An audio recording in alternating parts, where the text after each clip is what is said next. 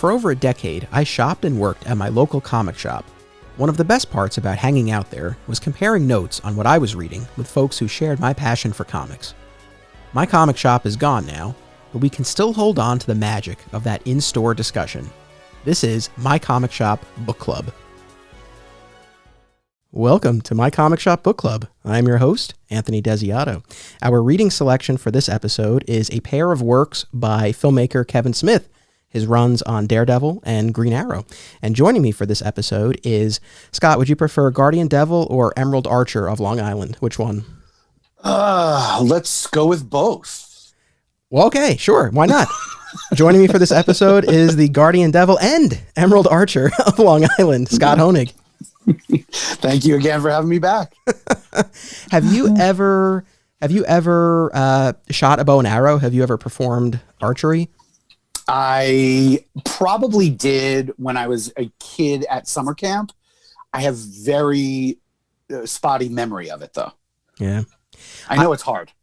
I've never done it, and I've always been curious about it. Of course, reading Green Arrow all of these years, why not? But also, and perhaps you've come across this as well, but Kevin Smith, in his introduction to the collected edition of Quiver, one of the main stories we're going to be talking about for this episode, he talks about how when he got this assignment, he actually tried archery himself just to see what it was like, and he said it was exceedingly difficult just to muster the strength to pull it back.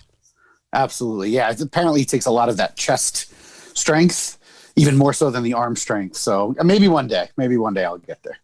Yeah. It's funny. I think like a few years back, my wife and I, we were going to do a Groupon for archery lessons. And then for whatever reason, it never came to pass, but I've always been curious about it. So maybe once the pandemic is over, maybe I'll finally give it a shot, because I am curious to see just how difficult it is. Yeah, I think it's an experience probably everyone should have at least once. So, yeah, hopefully. And I know we're jumping to the very end here, but there's that amazing scene in Kevin Smith's final issue of his Green Arrow run, issue 15, where, Connor Hawke is being operated upon, and we're in the OR, and the villain who shot him, Onomatopoeia, is there. And Oliver has him in his sights with the bow and arrow and keeps him there for like a half hour as the doctors are operating. And all I could think of, especially having read Kevin Smith's introduction, all I could think of was like, oh my, you talk about like an isometric exercise. Good Lord. I mean, the amount of strength and endurance you would have to keep that bow drawn for that amount of time. Yes. Unbelievable. Oh, I had the same thought, and when we get to it later, I'll talk about other mitigating circumstances that make it even harder for him. Oh, the fact that he had just donated an absurd amount of blood. Yeah. Absolutely. But he did have some orange juice, so that was okay. Yes. Although, did he even make it? Did he even get the orange juice yet? I don't know. My goodness. Maybe he didn't even have the juice. Oh no, he did. I think he sipped a little out of the juice box. I knew, once I started this book club podcast, I knew that these works, the Daredevil and Green Arrow runs that we're going to talk about, I knew they would be early on, and I thank you. You were very early on in this process. You had suggested doing an episode where we look at what Smith did on both of these books, and it made perfect sense to me. I loved them then. I love them now. I think they're great. I think they hold up so well, and I'm really excited to discuss with you. But I guess, and I'll ask for your hot take on the stories in a second, but before we even talk about the comics, let's just talk about Kevin Smith for a minute. Are you a Kevin Smith fan generally? Yeah, I really am. When I was in high school, I sort of fell in with a group of theater kids who happened also to be film buffs. And when I say film buffs, I mean, we went to the movies for the entire weekend, every weekend, and saw anything that was playing. We just lived there. And then when the films were done, we would, go to Chili's and talk about the films. And then we would buy the scripts and we'd read the scenes together and really try to understand these scripts from a structural standpoint. And one of the new sort of budding filmmakers at the time, is the mid-90s, was Kevin Smith, who I had never heard of, but a friend of mine had introduced me to Clerks. And it was a film unlike anything I'd ever seen before at the time.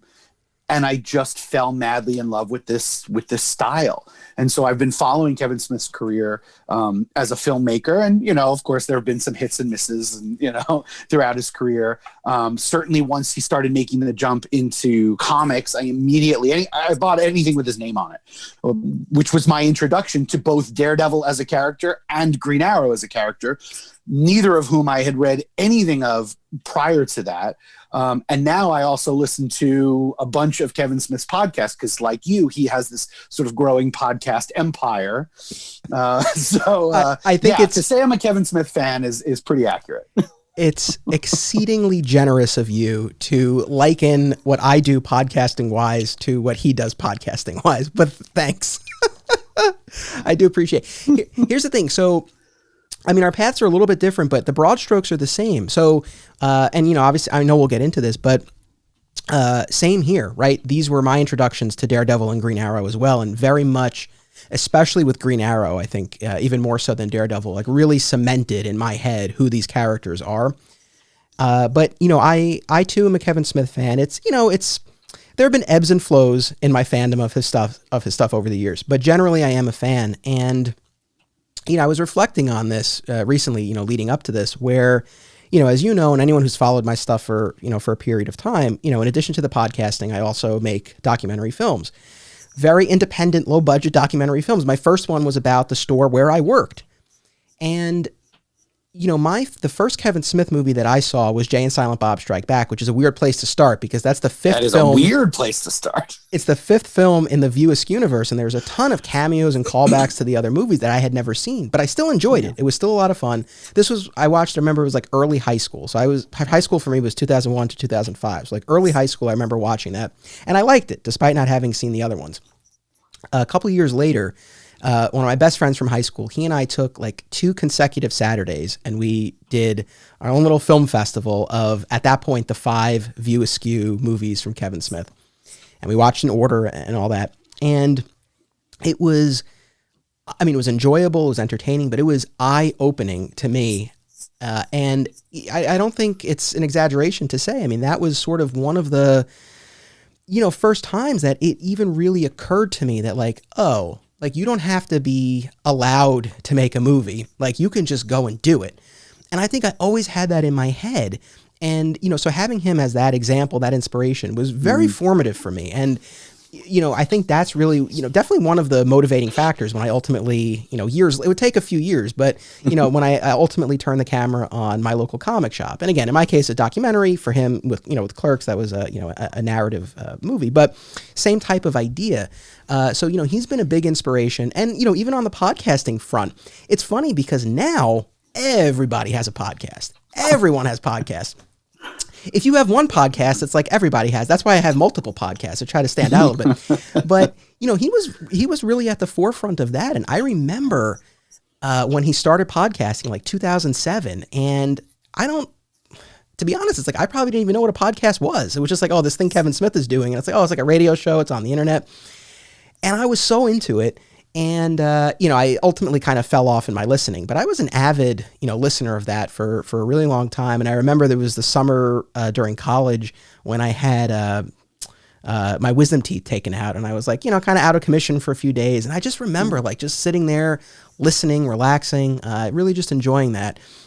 So he's, again, I've enjoyed his work, but he's also been an inspiration for both my filmmaking and my podcast. So for anyone who likes what I do, Kevin Smith did play a role, and I've seen him live. I've met him once.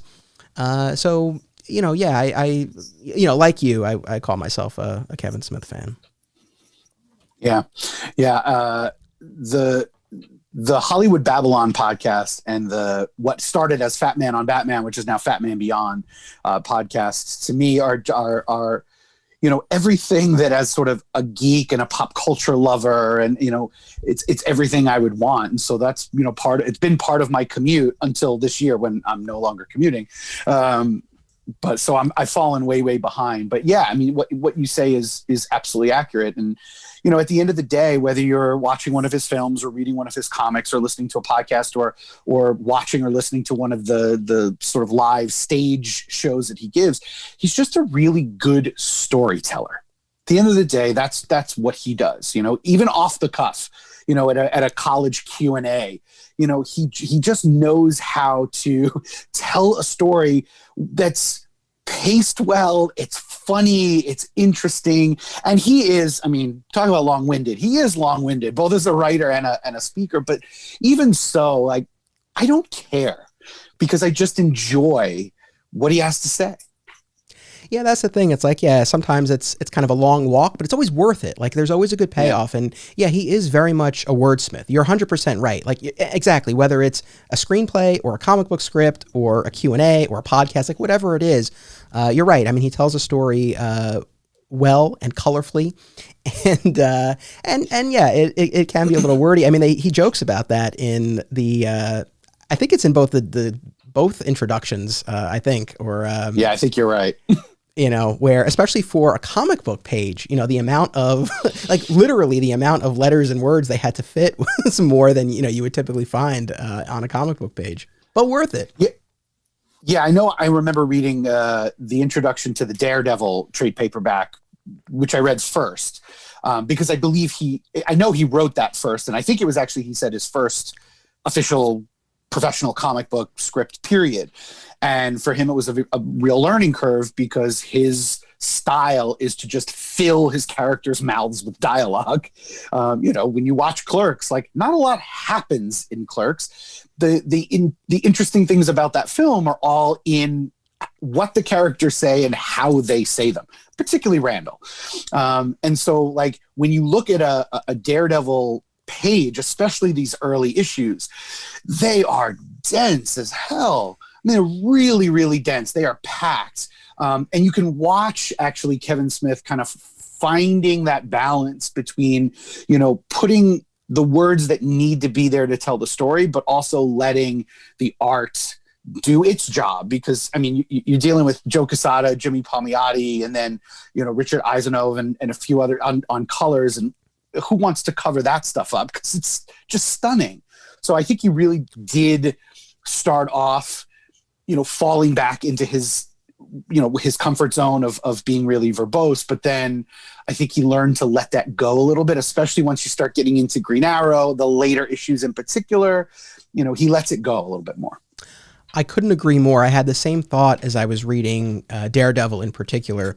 And, again, like, we'll unpack all of this, but at the same time, please feel free, like, we can jump around as we already are a little bit, but where, Matt is mourning the loss of Karen, it's a gorgeous sequence. And that was one instance in particular where he really did let the art tell the story, and he let the art breathe. And I feel like that carried over into the Green Arrow run as well. There was definitely, it's still wordy for a comic book, but I felt like less packed. And maybe by that point, right, he trusted the art a little bit more, to tell the story, in a few more instances. But I had the same thought. But so, like, let's well, for anyone, I'm assuming people are familiar with these stories, but in case they're not, so we're talking about, again, his run on Daredevil, which was the Guardian Devil storyline, which was issues 1 through 8 of the Marvel Knights relaunch. This kicked off the Marvel Knights imprint and really ushered in a new era for Marvel. I mean, it would be this that would ultimately lead Joe Quesada to assume the editorial position and beyond, that he's had at the company, and, really brought Daredevil to a position of prominence, and really set the tone, I think, for what's now been, it's amazing to say, right, but like 2 decades of really strong Daredevil runs, as these creators have passed the baton, no pun intended, but they've been passing the baton, right, to each other over all of these years. And then we're also and that started in 1998. And then in 2001, he started his run on Green Arrow. The bulk of it was the 10-part Quiver storyline that returned Oliver Queen to the land of the living after he had died a few years earlier in his previous series. And then he stuck around. He did 5 more issues, 11 through 15, which includes the 3-part Sounds of Violence storyline that introduced the villain Onomatopoeia. So that's what we are talking about here. So let me ask you for your hot take. I mean, how did you find your reread? How did it hold up? What's your take? Yeah, So I started with Daredevil because I was trying to read the books in chronological order, essentially. The order in which Kevin Smith wrote them and that they were released. So I started with Daredevil. First of all, I immediately lost myself in the images. I can't say enough about Joe Quesada and Jimmy Palmiotti's art. It's stunning, and the way that they tell a story in the art is so, it's just so visually striking, and such a move forward from what we typically think of as 90s comic book art. And I know it's the late 90s, but still, like, there's a reason why Joe and Jimmy were given sort of the keys to this corner of the Marvel universe, Daredevil and Black Panther and Punisher and Inhumans. Because what they were doing was just unlike anything that anyone else was doing. And like you said, deservedly so, he earned the editor-in-chief position. I think the first time that a creative had really done that, and an artist to boot, because several of the editors I know have been writers as well, but I don't think we'd ever seen an artist. What I was also drawn in by was obviously the dark, dense, sort of claustrophobic opening pages of the story. I don't want to say that it's not welcoming to a reader, because I don't think that that's fair. It has a sort of a negative connotation, but there's a lot there. And, for a lot of comic book readers, they want a little bit of text and they want the art to kind of do the rest. And Kevin Smith definitely packs those pages, whether it's, this opening letter from Karen to Matt, and then the introduction of the young lady who ultimately was the mother of this baby who would come into Daredevil's life. Matt in confession, which is not an atypical scene for Matt to be in. But there are a lot of scenes that are tight, and there's a lot of panels on the page, and the panels are small and confined. But what I actually really appreciated about it, before I had time to feel the sense of claustrophobia, was by the time he gets through those three particular sequences, he then knows enough to open it up to this giant double-page spread, this bright, airy Daredevil leaping and birds in the way. And it's a release for the reader when you get to that. So it makes me think that this isn't just Kevin Smith being wordy, but rather I think he's really being intentional about his pacing here. He wants you to feel tight, and then he wants you to release. I think it's manipulation of the reader in the best way possible, in the way that comics are really capable of. I think it's skillful. Right on. No, I totally agree. And what about Green Arrow? What's your hot take on your Green Arrow reread? Oh, gosh. This, I think, was even better than I remembered it. Again, it's hard because at the time, I didn't know much about Green Arrow. I knew he was an archer. I knew, a little bit, but now with almost 20 years of reading DC Comics, I have a much better sense of who Ollie is and the mythology in that particular corner of the DC universe. And I've read a lot of Green Arrow stories. But I think going back to this one, I think it might still be my favorite. I felt like after a couple of years of writing comics, Smith was really finding his groove. I know he chose Phil Hester and Andy Parks as an art team, which is so smart. They're just so good at what they're doing here. It's a style very, very different from what Joe and Jimmy are doing on Daredevil, but it really fits the character. It fits the tone of the book. It's bombastic, and it's big, and it's fun in ways that I think a Green Arrow story really should be. I loved it so much. Right on. I will say, I feel like for me, Daredevil might have held up better than Quiver did, though I definitely enjoyed them both a lot. I will say, I know we're here to talk about Kevin Smith, but my favorite Green Arrow story is the one that immediately followed his run, The Archer's Quest by Brad Meltzer. But what's interesting is, those first 21 issues of that Green Arrow run, for me, are the high watermark of the character. And, not to put down the work of the people who followed, like, I liked a decent bit of Judd Winnick's run immediately after, especially when Hester and Parks were still there.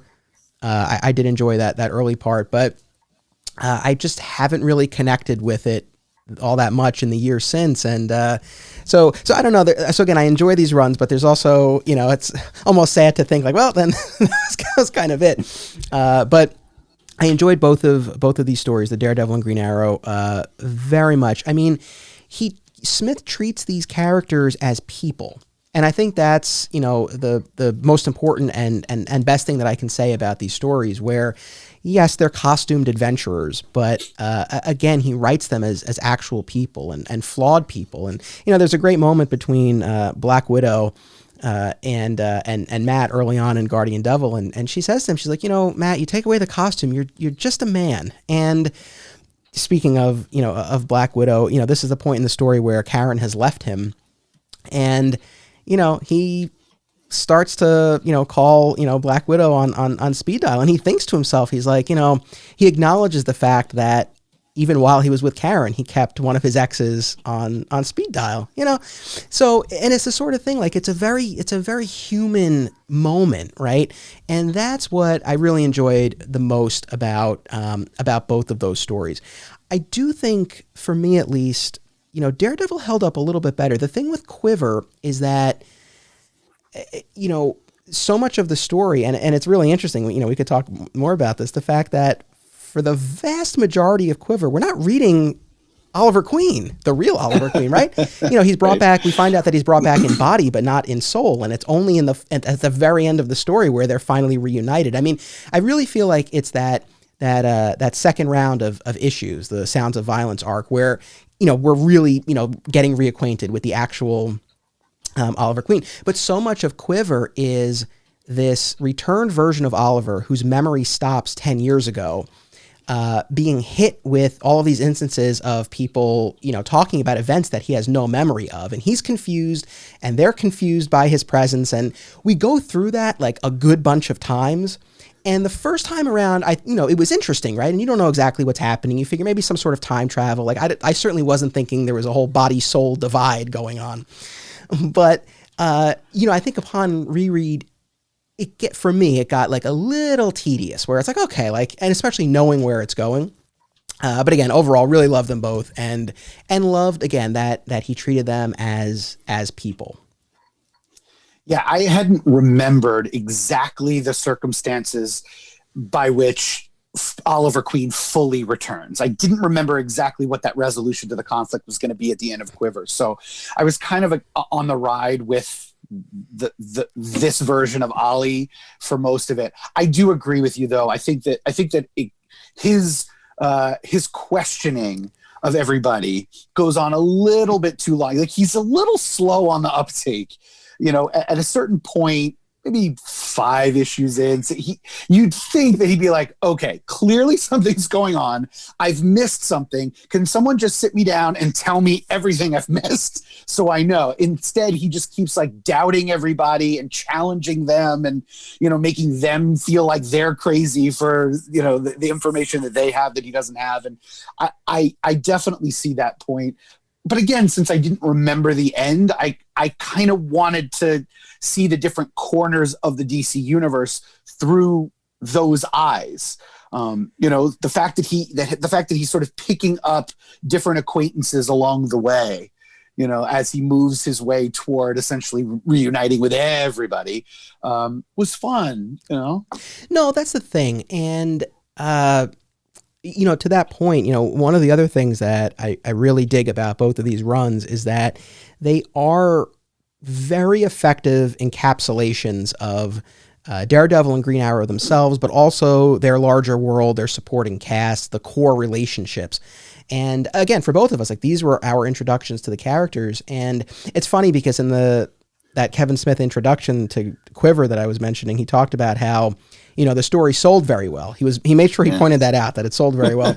But he said that there was some pushback from readers. They're like, oh, this is like so steeped in continuity.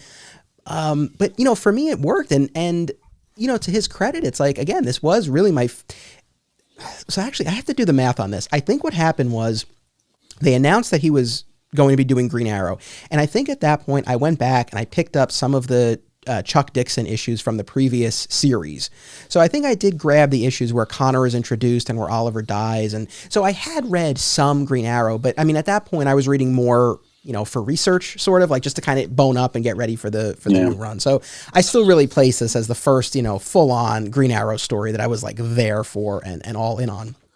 And the way that it's structured and the use of continuity I thought was great. And I don't know, I feel like it's a great example because I know publishers, it can be they have a very tricky like push and pull relationship with continuity and the role that it should play in their publishing line. And this is something that, we see them go through all the time, but it's like when it's done well and it's done effectively, I mean, you can have a story that is really rooted in the history of the character and what the character has gone through. And, it's like you learn as you're reading and you get the context and it informs who the character is. So like, reading both of those stories, like I was never put off by the fact that, I didn't know the history between Karen Page and Matt Murdock, but I got what I needed, through their conversations and through the narration and things like that. So I liked that. And, for fans who felt that, it was too continuity heavy, that I don't subscribe to.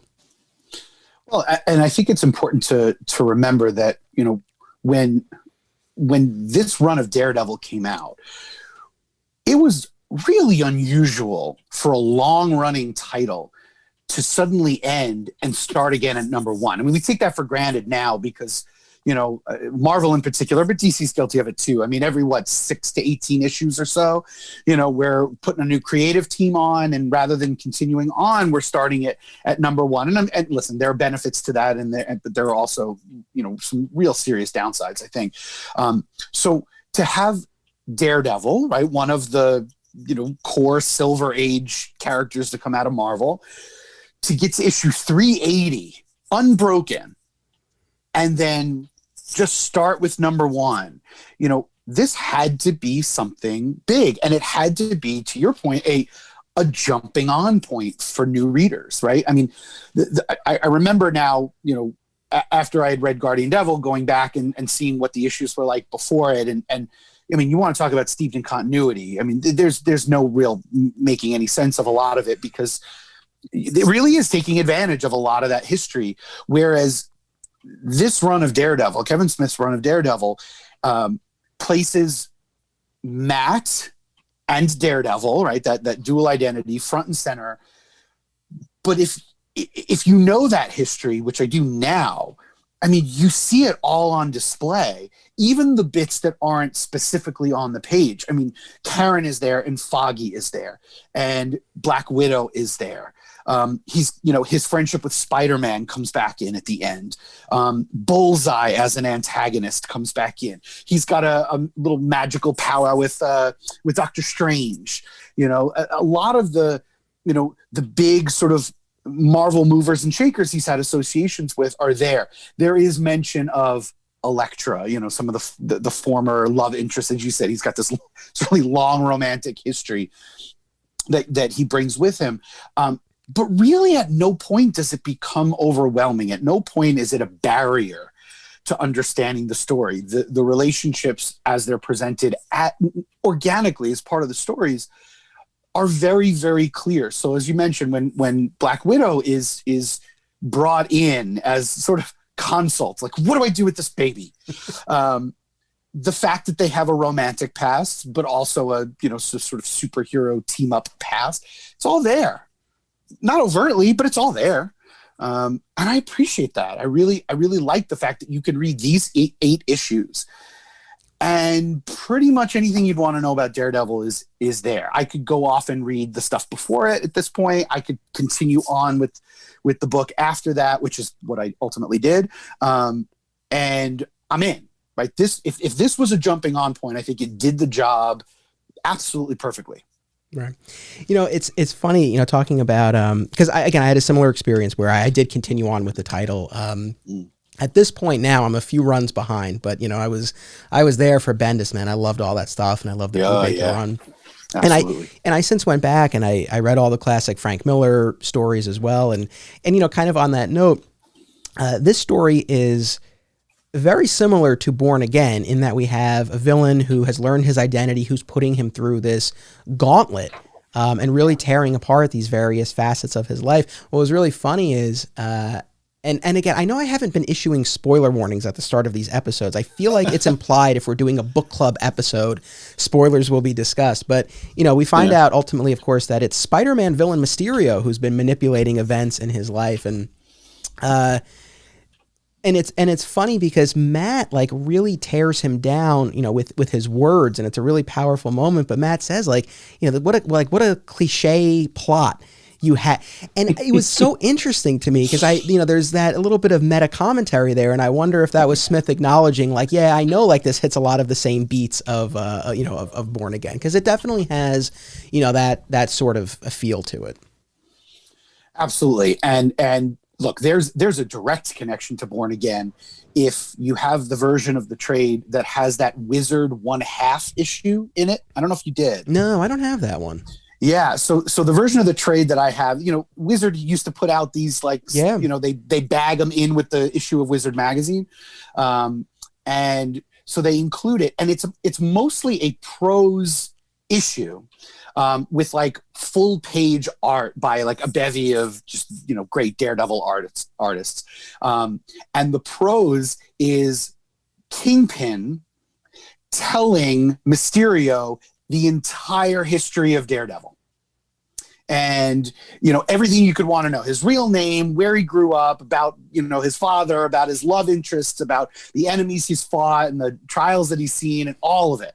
And so we learned that that's where Mysterio was able to get all this information. And even though Kingpin, we see him, I think, in 2 or 3 panels throughout the actual story, the fact that he's not really there, which is probably the biggest omission from Daredevil's life, but he's such a big figure that to include him here, he'd probably eclipse everything else. The fact that he's the one who, behind the scenes was feeding Mysterio this information definitely is, a callback directly to Born Again. I also think Mysterio was an interesting character for Kevin Smith to choose because he's a filmmaker, he's a special effects artist on films. And, for Kevin Smith to kind of take this oeuvre that he's, known for, and Mysterio even uses some of filmmaking techniques in order to do, some of the things that he does, the illusions that he creates and all that. So to me, that made a ton of sense. It was a totally logical villain, even if maybe it was a bit cliche, but again, I don't care. No, yeah, I mean that's the thing. It's when Matt says that to Mysterio, I don't. Again, I do think there's that element of meta commentary, but I don't think that's Smith, admitting a shortcoming in the story or anything like that. Because yes, even though it shares those traits with with Born Again, plot wise at least in terms of all of that. I mean, the emotional ramifications of this are their own, and I think really do. Justify the story being told. But it was interesting to me. To your point though, yeah, I had not read that Wizard 1/2, but we do get that explanation, right? When Mysterio has his entire bad guy speech exposition dump in that one issue, the penultimate issue, I believe, right? It was issue 7. Yes, it is. Yeah. Where we see that he explains that he paid Kingpin for the information, and we get, I think it's a splash page of all of the snapshots of everything that Kingpin filled him in on.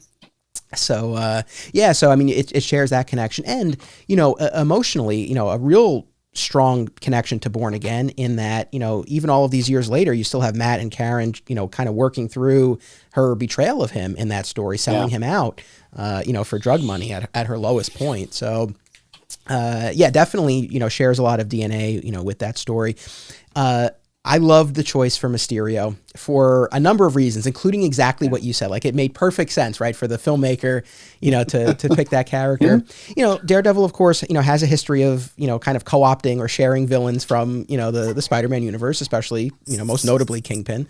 But I also thought, it made so much sense that for the hero with heightened senses, you would throw someone at him who has the ability to manipulate that, to hide things from him through his. And it's funny too, right? Because, typically illusions are visual, but so there are numerous instances where, Mysterio is, playing with sound and things like that and creating a vacuum. It's Matt can't hear where the baby is, all this stuff. I don't know. It made a lot of sense. Plus, I got into Spider-Man with the Clone Saga. So the fact that the Clone Saga got a mention there, the fact that Mysterio knew he was dying and he wanted his big swan song, he wanted to go out in a blaze of glory, he wanted to take down his arch nemesis, but he realized that it wasn't the same Spider-Man he was used to fighting, and so he just decided, like, I'll go after Daredevil instead. But even there, right, the fact that Mysterio always saw himself as and was treated as like second-rate villain, in much the same way, right? Like Daredevil, generally has not occupied the same space as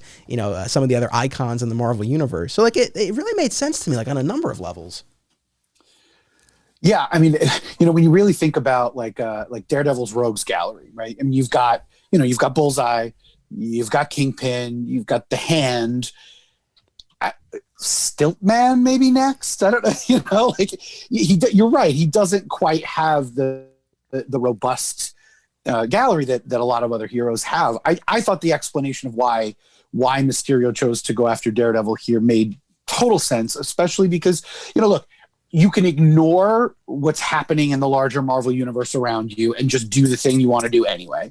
Or you can figure out a way to explain it in story. And I thought that Smith was one of those writers at the time who was able to think about, because he was also a fan, to think about like, how is the reader going to take this particular development in the story, right? They're going to question, why'd you do that? Of all the things, like, how could that happen? And he wanted to kind of get out in front of it. Not every choice that he made may have been the most elegant, but at least there was an attempt in story to explain that away. I want to follow up on that in a second. Let's just take a quick commercial break and we'll be right back. The Hive Comics and Games is an oasis of nerd fun and events in the heart of Odessa, Texas. Whether it's comic book superhero stories or role-playing in a dungeon, the Hive is where to be. Come tap your mana and face off against the top Magic the Gathering players in West Texas. Hive carries a majority of new comic titles each Wednesday and has all of your favorite titles in their back issue section. Follow them on Facebook at The Hive Comics and on Instagram at The Hive Comic Shop. And we're back. I'm glad you mentioned this idea of Kevin Smith as a fan, and that's 100% worth mentioning. And I think you see that on full display in both of these runs that we're talking about. He is a fanboy, but that manifests in the best ways, I think, in these stories. And it's his fandom, and it's like there's a lot of love for the characters and for comics, and I think you see that come across. And I mean, in a number of ways. So I loved the fact that the Quiver started during Final Night, which is something that I actually recently covered on my Superman show, Digging for Kryptonite. So I recently reread it. And, what's so cool about that is that opening scene with Superman and Batman, where Superman's lamenting the fact, he's like, this is what cold feels like, right? Because he's lost his powers, the sun is gone. And Batman's like, oh, you must really welcome this opportunity to catalog a new form of pain. And he's like, what are you talking about? And it's this great conversation. But what I loved about it, that to me, that opening scene of Green Arrow is to me probably the most Kevin Smithy in these two runs. There might be some other contenders, but to me that was like, oh, like this is what Kevin Smith does. But and I don't know, haters out there might dismiss that as like, oh, he's like writing like the Clerks. But what was great is like they were fully in character, right? They weren't like Dante and Randall all of a sudden, right? From Clerks, like they still like they had what they were saying to each other 100% rang true of like, oh yeah, this is probably what Batman and Superman would say to each other. But he is a fan, and again, he's known and noted for his dialogue. So it's like, yeah, like it makes sense. He would take the time, he would take the pages to have this conversation between the two of them. But like it works so well. And plenty of other instances, I think, where you see like Kevin Smith, the fan, coming out, the fact that, after Oliver Queen makes his reappearance in Quiver, Batman's in the Batcave and he's watching the news and he's like, oh, like the angle of that shot doesn't look like Connor, and he's suspicious and he goes to investigate. And it's like, well, yeah, of course he would, and I feel like that's the sort of thing where if that weren't in the story, a fan reading it, Kevin Smith reading it would have been like, oh, Batman would investigate that, right? And so he has that happen. And same thing you mentioned before, that moment between Spider-Man and Daredevil. at the end of Guardian Devil. It's like, that's one of those relationships, right? That as a fan, you want to see in there. And you kind of get that sense, I think, right, over the course of both runs where, he and certainly he's had the opportunity. I'm sure he could write whatever he wanted for either of these publishers. But I think he really approached both of these as like, if this is all I'm going to do, I'm putting it all in, like all the stuff that I want to see as a fan. And so, again, Batman Investigating and the Spider-Man Daredevil, like it's all there. It is. Yeah. I mean, and especially knowing Kevin Smith as I do now, not personally, obviously, but just from listening to him and watching him and hearing, what it is that he loves and values. I mean, Batman's his guy. I mean, he's been, everything started for him with Dark Knight Returns and the 1989 Batman movie, and Batman we know is his favorite character, and neither of these stories is Batman. But on that note, Scott, what are you and I going to discuss on the Patreon exclusive bonus episode? So while neither of these stories are Batman, a few years after he wrote his Green Arrow run, he did write a miniseries called Batman Cacophony with his childhood friend Walt Flanagan on art, which we're going to be discussing later as a Patreon exclusive. Yeah, so if you want to hear the two of us discuss that, make sure you sign up at patreon.com/Anthony Desiato. And, it's funny because this is only episode 3 of this podcast, and I don't know if anyone is like, this guy already has a Patreon. He just started. I've been podcasting for years now, and we've built up this little network here. And, there's a ton of... Empire. The word is empire. All right. I appreciate that. But yes, we have a bunch of bonus episodes. And so this is actually going to be the first episode of Extra Credit where we do a little additional reading and discuss it on the Patreon page. So it's at the $1 level. I hope people will check it out. Anyway, please continue. Yeah. So I know that Batman is his favorite character. So if he's going to write a Green Arrow run, he certainly was not obligated to expand any of that story beyond Green Arrow and his sort of supporting cast. I would expect Black Canary to be in there. I would expect Connor to be in there. I would expect Arsenal to be in there. Beyond that, no obligation. But, he did open it up to the larger DC universe, which I mentioned before is something I really enjoyed. And particularly, I think he makes great use of Batman because damn it, this might be his only chance to do it. So, of course, it's got to be Batman really along for the ride in trying to figure out what's going on with Ollie, because if anybody's going to recognize that, okay, this is Ollie, but this isn't Ollie. He's gonna see it. He's gonna even more so than just Ollie doesn't seem to remember the last 10 years. But I mean, he goes so far as to, knock him out and perform basically like a living autopsy on him, and figure out that he has none of the battle scars from his entire career of superheroing. That seems really fishy. There's just something about him that's not quite as weathered and worn as the Oliver Queen that he knew, and trying to figure out what that means. There's certainly in a superhero universe as robust and old as the DC was at the time, clones, time travel, alternate universes. I mean, there's no end to the possibilities of somebody who's dead suddenly reappearing and is it something nefarious? Is it not? And yes, Batman has to be the one to investigate that. There is no other logical choice. So it gave, I think, Smith a chance to play with Batman in a really, really fun way. As for the Spider-Man appearance in Daredevil, not only obviously does it give him a chance to get Spider-Man in there in a little way. I mean, it's not, Spider-Man does not play a major role in the Guardian Devil storyline, but he's always been somebody who Matt has been able to sort of come to for comfort, for sympathy, because of all the superheroes, Spider-Man just seems to have the most in common. And obviously, as you mentioned before, they share some of their rogues, but Spider-Man always just seemed to understand what the toll was that being a superhero takes on somebody. What the toll it takes on your family and your relationships and your work and all of that. And there's this really wonderful scene where Smith pours all of the words into Matt's mouth. And Matt is going on for, I think it's like 2 full pages about, look at everything that's happened at this point. You know, Karen has died. Foggy was framed for murder and imprisoned, and then eventually, you know, split up with Liz Allen, who he'd been with for forever.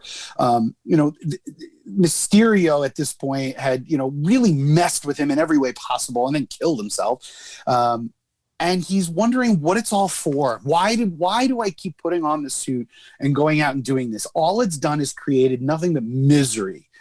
And in one sentence, Spider-Man's able to give him that perspective. And he says, you saved that little girl's life, Matt. And that's it. And only Spider-Man, because of the relationship they have, could cut right to the core of why Daredevil does what Daredevil does. And it works. And Matt's able to kind of recenter himself at that point. And the last shot of the book is another one of those open double-page spreads of Matt leaping off a rooftop, but he's got a big old smile on his face. Right? This is the new Daredevil. This is the world that we're going to kind of continue to follow him in. And so I love the fact that it ends with Spider-Man like that. Yeah, well said. Yeah, it was a wonderful scene. Again, for exactly the reasons you said, and the fact too that, you know, Spider-Man can and he does in that scene commiserate over what it's like to, you know, lose someone you love, and especially in this case, because right, this was different than Elektra, right? Like Elektra was in the life, and she had blood on her hands and all of that, and she came back. But you know, with Karen, you know, she had her own struggles as well, but you know, she was a civilian and an innocent, and you know, he was able to offer that. I also thought it was funny, you know, Matt's faith, questioning faith, right, is a major theme in the story. And you know, in the previous episode, I had my buddy Jeremy on, and we talked about the Marvel color books, including Daredevil Yellow, and you know, and between that and now this reread, you know, I recognize like why I enjoy the character so much, because it really hits on a lot of things for me personally, right? I'm a huge Rocky fan, so the whole boxing aspect with battling Jack Murdoch like really resonates with me. I went to law school, so the legal aspect is something I can you know, identify with as well. And you know, I was raised Catholic, so this whole idea of, you know, like the Catholic guilt like really rings true. And I mentioned guilt because, you know, when we first see Peter, you know, as he and Mary Jane are getting ready for the funeral, like he's feeling guilty, right? Like it was his, you know, it was his enemy who did this and then killed himself.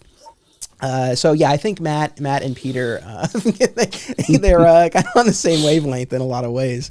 And you know, so that's one of the other things, right? You know, Kevin Smith's Catholicism. I mean, religion plays certainly a massive role, obviously, in the Guardian Devil storyline, beginning and ending with Matt, you know, in confession, and then this whole plot that Mysterio has set in motion with this baby that might be the Antichrist and might be responsible for all of the misfortune that has suddenly befallen them. And then even in it's not so much, you know, hitting Catholicism on the head, but definitely religion and spirituality in the Quiver storyline, where we find out that the soul of Oliver Queen is still in, you know, very like Judeo-Christian view of what the afterlife would be. You know, Jason Todd swinging around, and Barry Allen shows up, and you know, everybody's happy and together. So that was, you know, so that's certainly, you know, the idea of religion and faith and spirituality. I mean, that is definitely, you know, a driving theme in both. And I thought was, you know, was interesting for sure. And it's like, you know, this is the guy who made Dogma. It's like, of course.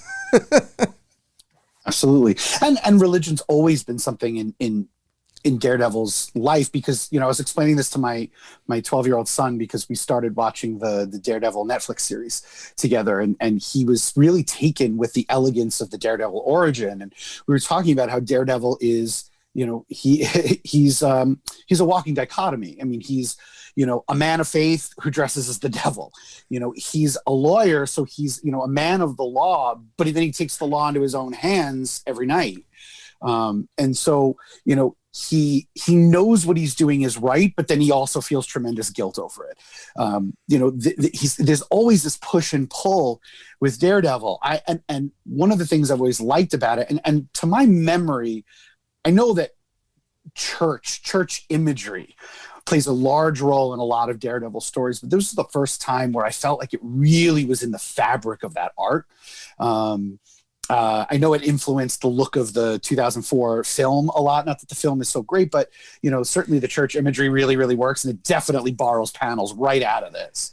I won't take us down a huge tangent, but for people who have heard me defend the Zack Snyder movies, I guess I'm no stranger to having some sometimes a controversial opinion on a movie.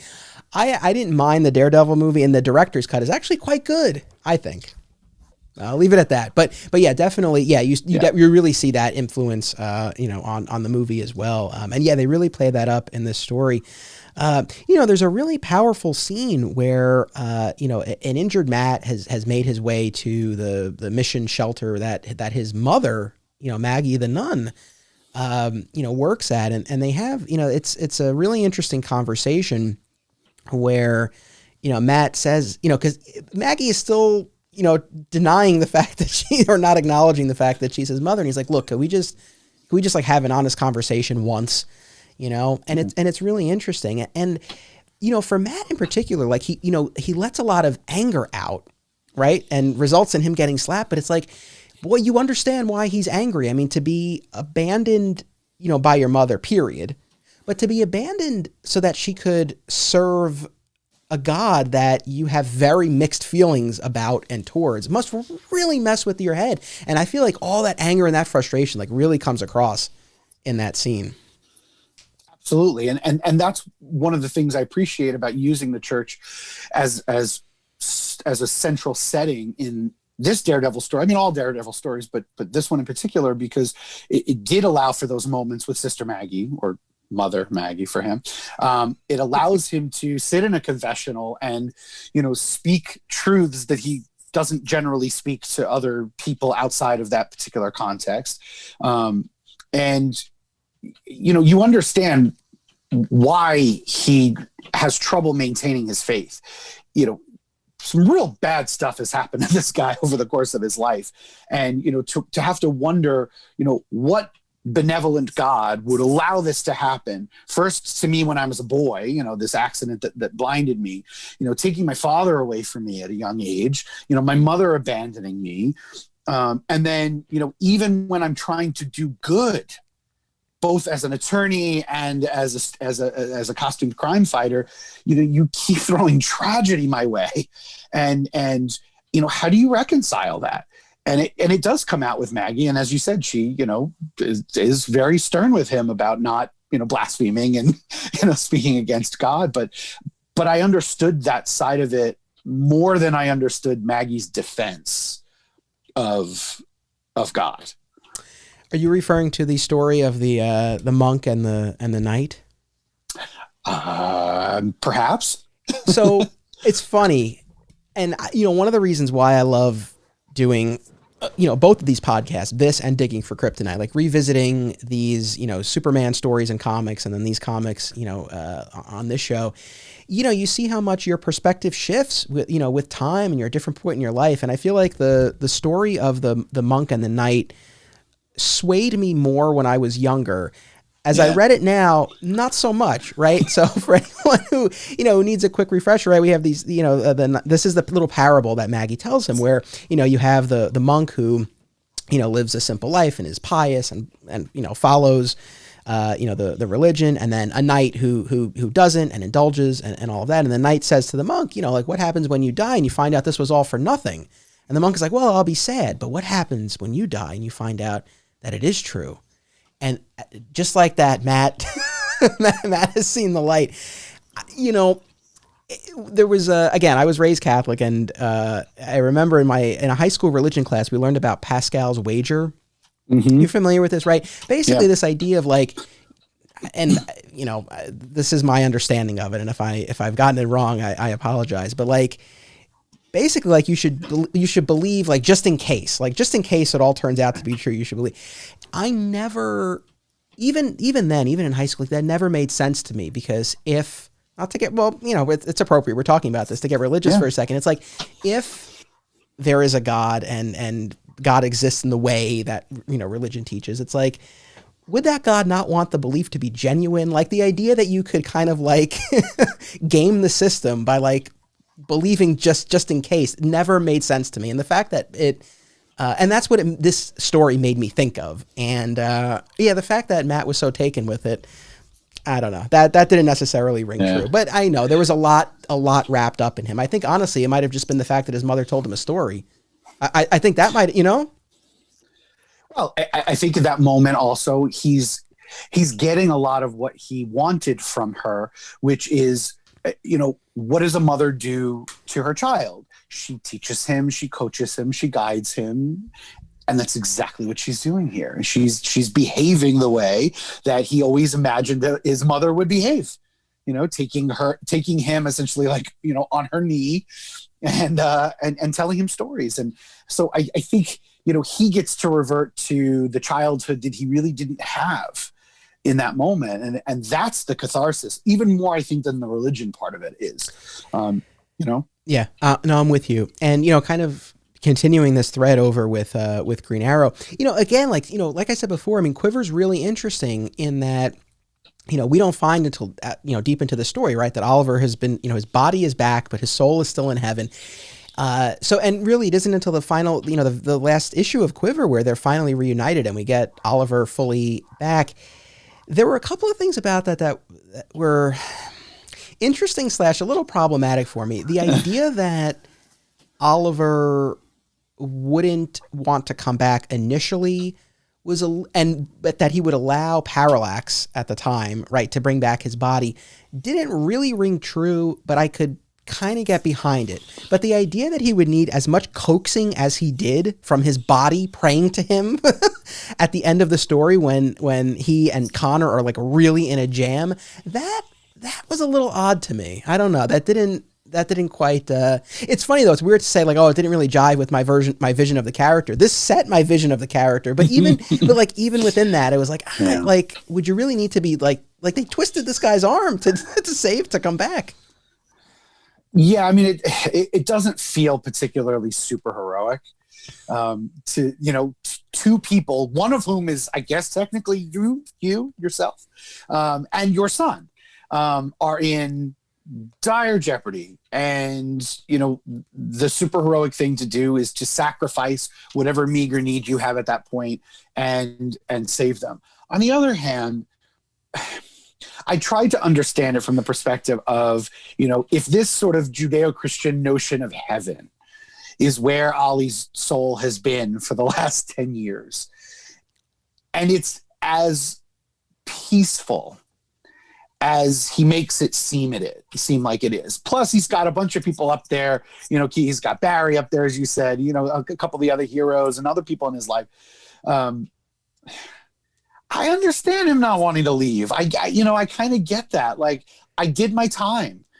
It's someone else's time now, and I get that people are in need. But like, if I tried to return every time something happened that required my aid, then I'll never die. If there were no Connor, I would be on board with that.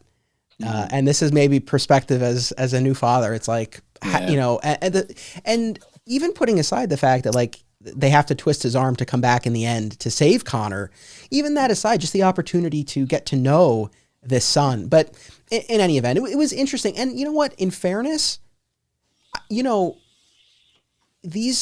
I said before, like one of the things I love about these stories is that, Smith treats these people as, they're very flawed men. So it's like, no, that's not the most heroic thing, but maybe it is kind of human. Right. And, this was, he was tired and he had been through a lot. And like you said, he was in paradise. So, so I think, we can certainly make sense of it, but yeah, it didn't paint him in the best light, but maybe it did paint him in a realistic one, in this, fantastical story, but still. Yeah. No, go ahead. No, I was going to say perhaps Smith wanted to really kind of push the notion of what a huge sacrifice this would be, so that when he made the sacrifice, it felt appropriately huge. Yeah. You know what I mean? Yeah. No, that makes, I do agree with that. I give Smith a lot of credit because, with Guardian Devil, he didn't really have, there wasn't like continuity cleanup he had to do, right? This was about just like tell a strong story that people are going to be excited about and they'll buy this book, And he did a magnificent job, obviously. You know, with Green Arrow, like he had to bring Oliver Queen back, right? That was the mandate with this. But I give him credit because, you know, he really, like, he made it harder on himself than he needed to. Like, you could have, there are so many different ways, right? Like that you could have brought Oliver Queen back. I mean, you know, DC had dropped some breadcrumbs in the years prior, you know, in that, Parallax special that came out during the final night, right before he goes to meet his end. He visits the grave of Oliver Queen, so we have that moment, and then in the final issue of the Chuck Dixon Green Arrow series, we revisit that moment, and we see what appear to be two pairs of boots, or you know, two different boots at the grave of Oliver. So it's like, okay, something's going on here, but that's not a lot. They could have explained that away in another way, or they could have easily just said, you know, Hal brought him back, and that's it. I mean, he really took Oliver on a journey, you know, to return. And I appreciate that. And I was thinking about it. It was interesting that the soulless husk, you know, that comes back, right, is the hard traveling heroes version of the character. And I think, you know, on the one hand, you can probably chalk that up to, you know, that's probably Kevin Smith's favorite version, or at least he has affinity for that version, and he wanted to play around with the social activist who is taking down the fat cats and all of that, and that works, and that's, you know, that's certainly effective. But I think it's also interesting in terms of, you know, kind of explaining who Oliver Queen is and what he's been through and the history. It's a clever way to do it, right? Because he's, you know, especially if you're a new reader, right? Like you might not have that backstory. Well, he doesn't have his own backstory. And so you're kind of learning it together. So I dug that. What do you think? No, I agree. And I think there's probably a couple of reasons for that. Number one, you know, again, being sort of a new-ish comic book writer and not knowing how long the comic book world would be willing to, you know, accept him, you know, to keep him in their fold before, you know, booting him back to the film world. I feel like, you know, he wanted to say everything about the DC universe that he ever wanted to say in this, to touch the stories that meant a lot to him. You really do see lots of evidence of Kevin Smith, the fan, in this. But, you know, we mentioned before, you know, him making Batman a much larger component of the story than he really needed to be. The fact that he really does a lot with the Ollie Hal Jordan relationship, even though Hal Jordan is in a very different place than he was during the Denny O'Neil, Neil Adams, Green Arrow, Green Lantern, Hard Traveling Heroes run. You know, he made the most of it. He really used Hal, I thought, as well as you could, given where Hal was at the time in the position of being the Spectre. You know, there's an issue in that run that focuses very much on Jason Blood and Etrigan in that supernatural corner of the DC universe. He calls the Anatomy Lesson, which steals its title directly from probably Alan Moore's most famous Swamp Thing issue 21, The Anatomy Lesson. And Jim, you really are getting to see, like, what are those DC touchstones for Kevin Smith that he had to bring in and say, in case those 10 issues were it for him. For sure. And, you know, it ends up being this really fun tour through the DC universe and through these core relationships. And, you know, like, you know, again, it was our introduction to Green Arrow, but I think even if you were new to DC, you know, if you were a Marvel fan and you liked his stuff on Daredevil and you're like, all right, I'll give this a try. I mean, of course, and, you know, that's what's interesting. The fact that he, you know, took on these two characters, you know, two less prominent, grounded, street level, very flawed vigilantes. Like they share a lot of that DNA, and you know, so it makes sense that he would you know, work on the two of them the way he did. I have to confess, I with Etrigan, I can't stand the rhyming. Whenever this demon shows up, it's like, oh my God. And the funny thing is, it's like, I only have to read it, but I always think to myself, I'm like, oh, you know, unless the writer like really enjoys it. And that's one thing, but I always think to myself, it's like, ugh. I just think about like, if I were tasked with writing a story and editorial was like, you got to throw, I'd be like, God damn it. It's like, I don't want to have to rhyme. I've never liked it. I'll be honest. I actually have to say I agree with you completely.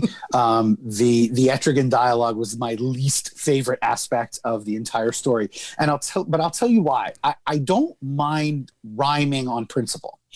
However, for any listeners who don't know, I am a high school English teacher by trade, so I teach poetry as part of my job. Etrigan is supposed to speak in rhyming couplets. And Kevin Smith starts him off speaking in rhyming couplets.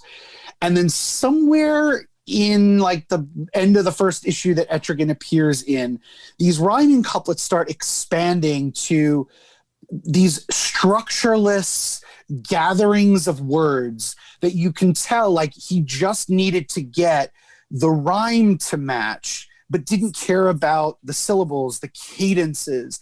And so you've got these very, very long phrases that are impossible to untangle. I also actually sort of blame the letterer, because if you're going to ask the reader to sort of pause and stop on those rhyming words, then those rhyming words need to be at the end of a line in the speech balloon. And because they often came in the middle of a line, the reader's never really sure where they're supposed to stop, pause, rhyme, etc. So the rhyme just, I think, completely fell apart, to the point where I half the time I didn't even understand what Etrigan was trying to say. You know, I other than some high school English class, I've never studied poetry yet. Yeah. Even though I couldn't articulate what you just did, I knew as I was reading it that something had changed. But my goodness, Scott, this poor letterer had a hard enough job. Listen, imagine if you had Kevin Smith volume of dialogue and narration to cram into a page. This poor guy is doing the best he can. but your point is good. And I also just wanted to mention with Hal,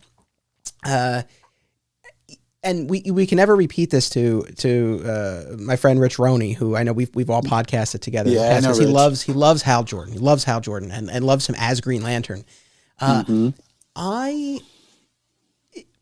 I mean, that's a whole other discussion about, you know, the path that DC took Hal Jordan on. But this period of time where he was the Spectre and he was playing this role, this was also around the same time where he put the genie back in the bottle for Wally West, restored his secret identity. He was playing this role in the DC universe. I liked that. I did like him as a Spectre because I never had any real affinity for or attachment to the Spectre before. And to be honest, with starting to read comics in the, early to mid 90s, I really had no affinity for Hal Jordan, to be honest. So him becoming the Spectre, was kind of cool. And then it added this whole other layer to these interactions with the other characters in the DC universe, the history they had, the betrayal he had committed, his act of redemption during Final Night, which, Batman was still not completely sold on. So I liked it. And I loved the role that he played in this story. And it's like, of course, you would have to have the other hard traveling hero, even though he's at a very different place. But, and I'm not even saying that I wish he had stayed the Spectre. I think, obviously, and DC's had, magnificent success restoring him as Green Lantern. And I've liked a lot of those stories, but at least for the time that it lasted, I did enjoy this role that he served in the DC universe. I thought it was cool. What about you?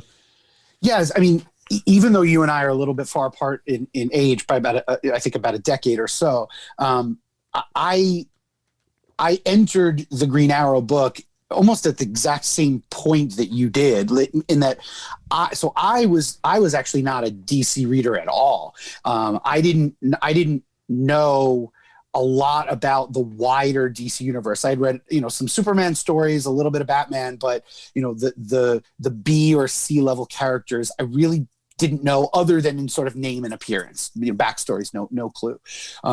So in that sense, if you actually follow the arc of Kevin Smith, the comic book writer, I'm probably exactly what both Marvel and DC were hoping for when they hired him to write their comic books, because I was right at that age where I was, enamored of his films. They certainly advertised the hell out of it. In every publication they had, right? So I hopped on Daredevil immediately. Kevin Smith's writing, I'm on it. And I ate that up. And it was, for me, not necessarily an introduction to anything in the Marvel universe that I wasn't already a little bit familiar with, although it really did give me a sense of who Daredevil was. And we really do need to remind ourselves and the listeners that Daredevil was, I even hesitate to say a B-level character at the time. I'd say more of a C-level character. Before there was a Netflix show, before there was a Ben Affleck movie, he really wasn't he certainly wasn't an A-lister. This put him up there.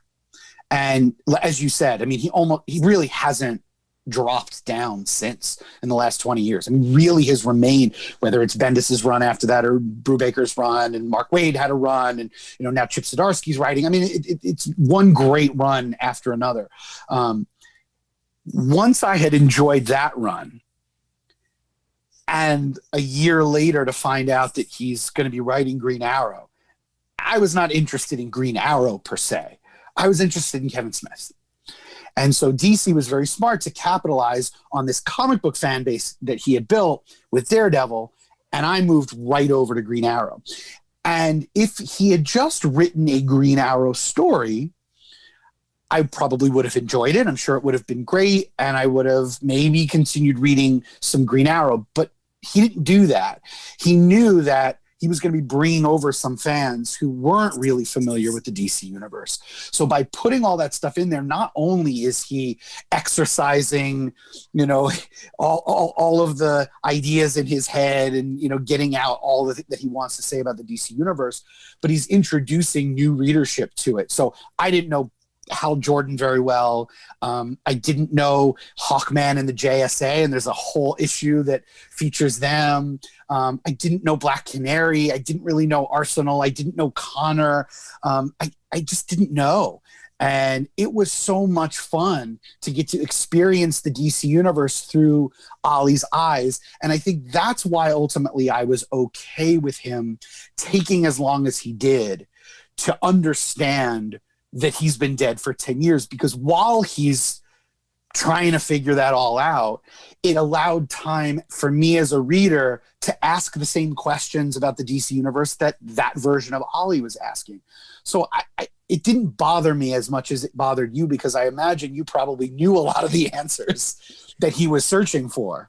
Yeah, I mean, certainly to an extent. Yeah, I mean, I think that's fair to say. I think in terms of the wider DC universe, yeah, I didn't need as much, you know, I didn't need hand-holding necessarily. Like, I was reading the JSA book at the time and loving it. And so, but, you know, it's like, you know, I think we still both enjoyed the JSA, you know, bits of the Green Arrow run, but maybe in different ways, right? Like, for me, it was cool. It's like, oh, these are the characters I'm reading in this other book. But a lot of the, again, like the Green Arrow supporting cast and those relationships, a lot of that was new to me. So for me, it was a little bit of a mix. I will say, though, I do think, you know, for reasons you said, and we've been talking about it, I do think it ultimately was effective to bring Oliver back the way he did and to take the time that he did. But I'll also say that I think it, you know, this was not a case of, you know, what's a common criticism, right, of writing for the trade. I mean, and I think, you know, when you're reading this monthly, it's maybe not so, you don't feel the repetition so much when you have 30 days in between. But, you know, sitting down now, and again, knowing the outcome of it, and I remember it fairly well. I mean, I've read it a few times over the years. So that's to me where I say, like, it got a little tedious of the whole, like, you know, again, someone says something, like, what are you talking about? Like, over and over. But certainly I think on a monthly basis, you know, and again, for, you know, especially for readers who were new to Green Arrow, but especially to the DC, you know, I do think that it made sense. I also give him credit too, because, he brought back Oliver and he took the time to do it, the way he did, as opposed to, he really could have taken any number of shortcuts to bringing him back. And I give him credit for taking the time, but he also added, he created the character of Mia, who would go on to become Speedy, and the subsequent writers on the books, really did a lot with her. Judd Winnick in particular. I don't know what, if any, space she occupies in the current DC universe, so I don't know what the ultimate legacy has been, but for at least a period of time, she played a big role in the Green Arrow supporting cast. So, I thought that was great. And, the backdrop of all this is this mystery of the Star City Slayer, right? This unknown, figure who's abducting and killing kids in Star City.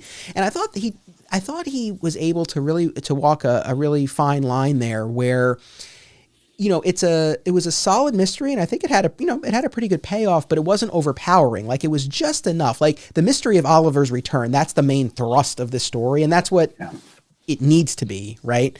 But you also had this going on in the background, and of course it all comes together in the end where we find out that, Stanley Dover, Oliver's the new benefactor, is actually the Star City Slayer, and we get an update on Stanley and his monster, which I was not familiar with at all prior to this. Me either.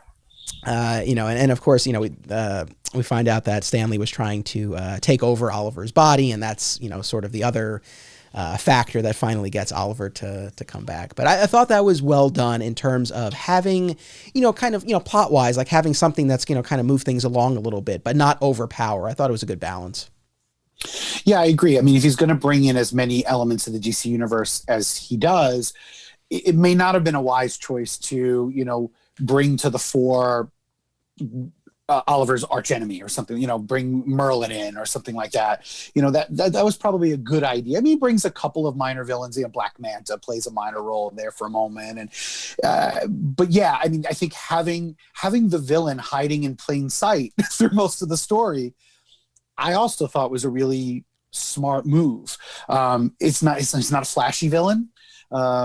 He doesn't have a costume or a name or anything like that. He just is this, old man who, would rather inhabit a young, strong body. And that makes sense. So I kind of enjoyed that. It's funny too, to mention that particular element of it, the whole sort of putting your soul in another body and all that supernatural element to it, because both of these stories, the Daredevil and the Green Arrow, have this distinctly supernatural element to them. And I wonder if this is in part Smith sort of working out his own feelings about religion and the supernatural and the occult, and it seems like he's trying to reconcile within himself something that was on his mind at the time. Just a thought. Yeah, no, I mean, I think that makes sense. And not the same note, but there's something that I was thinking about.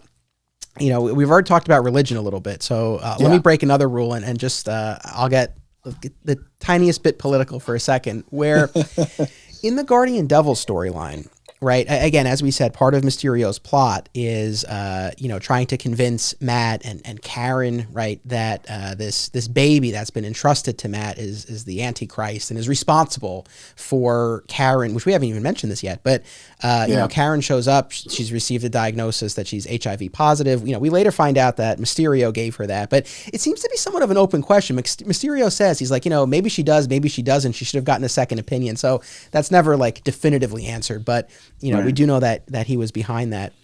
I will say, this is not the political part, they do use HIV and AIDS interchangeably. Yes. And I don't know, maybe that's a result of, we've had now 20 plus years to understand it better, but in any event. But in particular, Mysterio in his disguise, right? He goes to Karen and he again tries to convince her of the threat of this baby, and it goes through this whole thing about like, you've been, it's been years since the events that might have led to you contracting HIV, and you're tested all the time. Like, it can't be that. It must be something else. And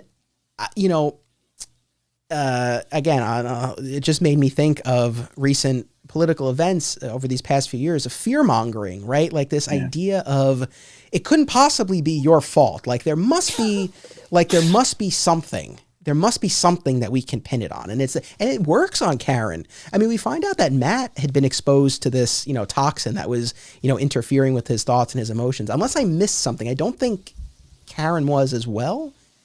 But she seems to kind of succumb to this thinking of like, oh, it must not, it must be this baby. It just made me think of that, especially in light of everything we've gone through in recent real world events.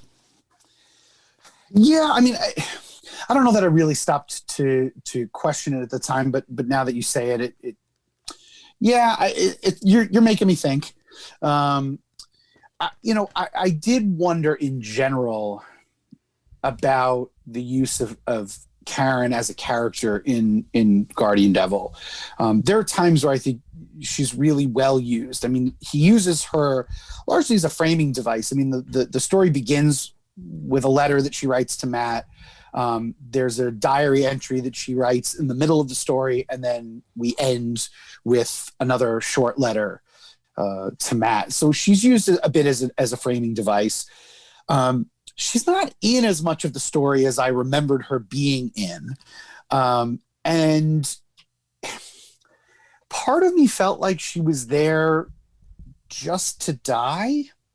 And it, that sort of brought me back to, an idea that was very prevalent in the late 90s, early 2000s.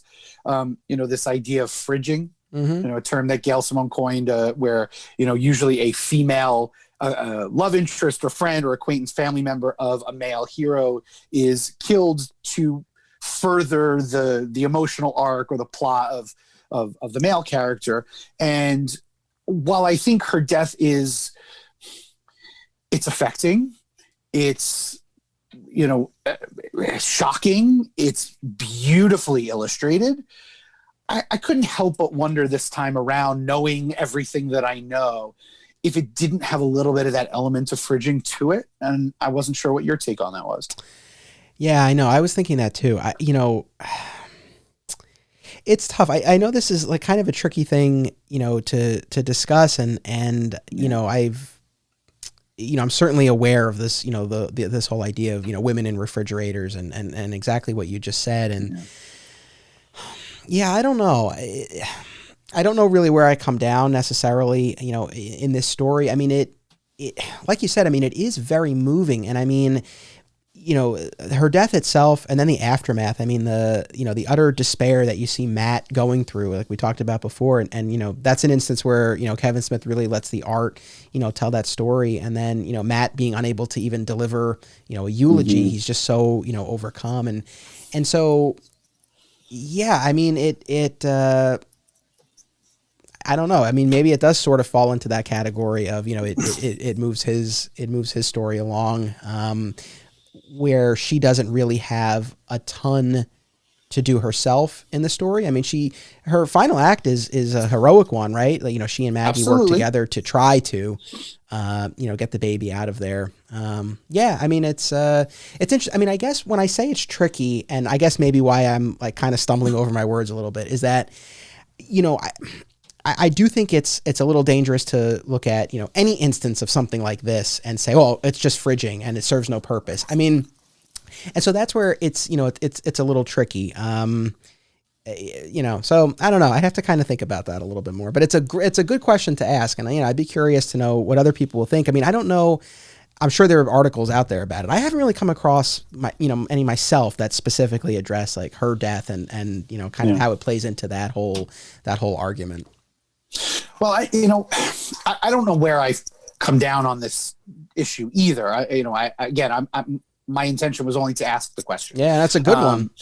But she comes into the story, and she comes into it with all of the baggage of the last bunch of years that, she had been, most notably sort of a prostitute and a pornographic film actress. And,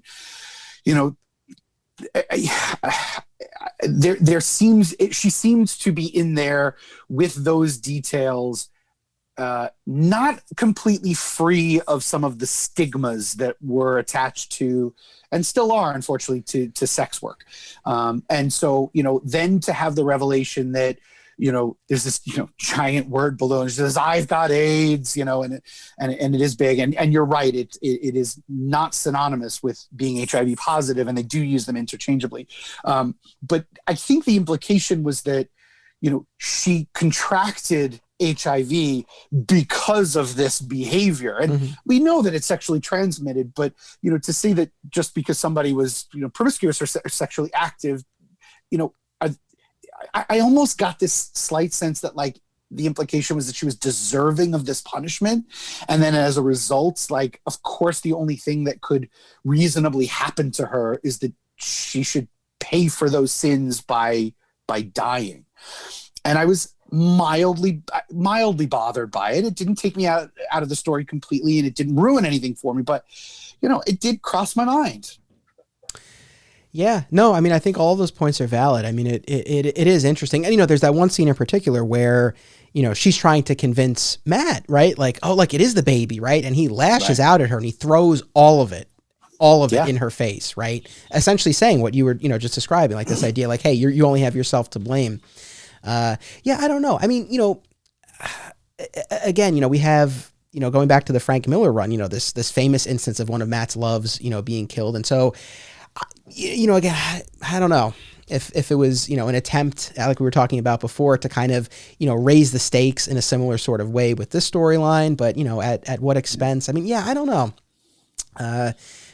Again, I think it was very moving, very affecting, well told. But yeah, sort of where it falls in that larger conversation, I guess is debatable. I will say though, she at least has, I feel like this, I mean, of course, she, given the end that she meets, maybe not, but, who I really felt got shortchanged in all of this? Foggy. Yeah. Foggy really, I feel like Foggy was sort of like, we need something else bad to happen to Matt. So it's like, Foggy's arrested for murder. Like that just kind of felt, he obviously didn't have much of a role to play, in the story. No, but I actually liked that little side plot. And I'll tell you why, because when Foggy is framed for the murder of this woman, Lydia, who he's sleeping with and, is having this affair, when he's arrested, his mother, who is the head of the law firm that both Nelson and Murdoch work for, doesn't want anything to do with him, doesn't really want to take part in defending him, isn't going to try to get him out, nothing. And so now it gives Foggy a reason to break away from her professionally, and Matt quits. And so what it sets up for the end of this story and for Daredevil moving forward is that, at the end of the story, Matt is left with this money that Karen had left for him. So he can buy this lot and build a new law office that's just Nelson and Murdoch, free of Sharp, Foggy's mother. So I liked the Foggy plot in so much as it sets up a new status quo for Matt and Foggy professionally. Right on. And, going back to this idea of them as people, what I did like about the Foggy storyline is, yes, he was framed, but, he was stepping out on Liz Allen and having a relationship with a client, which ethically is a no-no. Yeah. And, it really, again, he doesn't have a lot of screen time, but, that scene with, with Liz, towards the end where he's like, I didn't do it. I told you. And she's like, but you did spend the night with her. And, it's heartbreaking. So, again, that certainly was a powerful moment. And I agree about what it set up in the future. But, overall, he didn't have a ton to do, but served, a useful function in the story. So, what else? What else were on your notes? Because I know you had notes that you. Oh my gosh, my notes went everywhere. I in going right from Daredevil into Green Arrow, and to sort of pick up on my thoughts about Karen, Mia actually shares a few things in common with Karen, in that when we meet her, she is a teenage prostitute. She doesn't want to be. I mean, she's sort of forced into the life, but she's a teenage prostitute whom Ollie, rescues. And if I remember correctly, after Kevin Smith's run, I think it was somewhere in Judd Winnick's run. Yeah, it was Winnick. Which would make sense. Yeah. Considering, his relationship with Pedro Zamora. Mia is, it's revealed that she's HIV positive. Yeah. Which I know Kevin Smith didn't attach to the character, but she went on to do that. So it's an interesting little bit of, sort of cross company continuity that those characters sort of shared that.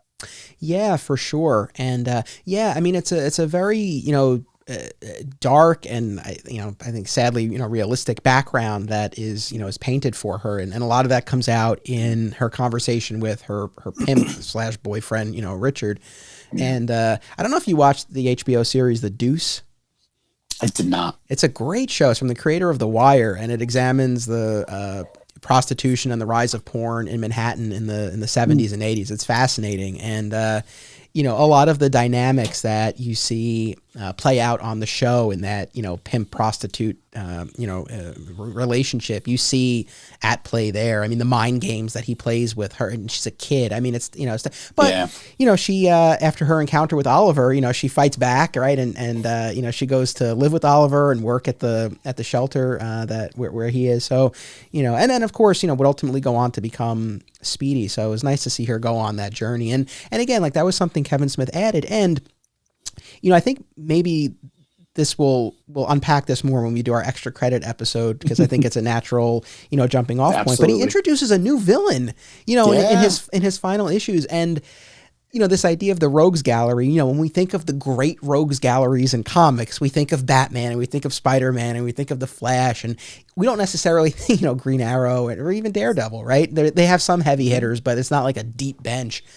So I thought it was cool that he gave Oliver like a pretty interesting and, unnerving villain in Onomatopoeia, this character that only speaks in onomatopoeia, like the sounds that he hears. Yeah. So I thought that was really cool. And, like I said before, I really liked those final 5 issues because he was finally writing the actual Oliver. And there were some great moments. I mean, he tries to, rekindle his relationship with Black Canary, and we have some great interactions with Hawkman, and I guess going back to this idea of politics, the ultimate liberal and the ultimate conservative. And, Dinah is so worried that they're going to be at each other's throats. And initially they're yucking it up. They're having fun. They're laughing. There's some funny stuff there where Oliver's like, we're bonding. Like, we both died. And then he says to Hawkman, he's like, you did die, right? And he's like, I don't really know. So again, like those, I think those are some of the things that, we really see Kevin Smith, the fan, having some fun there. But, Carter does warn Oliver, tread lightly with Dinah, and, they end up spending the night together, and, Carter and Oliver are fighting over it the next morning. So you get, again, as far as those, those classic relationships and dynamics that you want to see play out, that's another one that we check off in this story. Yeah. And I know we're going to get to Onomatopoeia a little bit more, but what you just said about Ollie and Dinah rekindling their romance, there was something that I couldn't shake. Again, it didn't take me out of the story. I still enjoyed it, but we all know from watching Kevin Smith's movies and hearing him speak live that he has just the filthiest potty mouth. I mean, his brain is, every other word is an F-bomb. I mean, he really does have this sort of sick, twisted, foul mind. I enjoy it, but that's the reality of it. And there was something that ran through a lot of the Green Arrow issues that I was really surprised he was able to get away with, especially in the early 2000s. I mean, one of the earliest scenes, we see somebody actually snorting coke.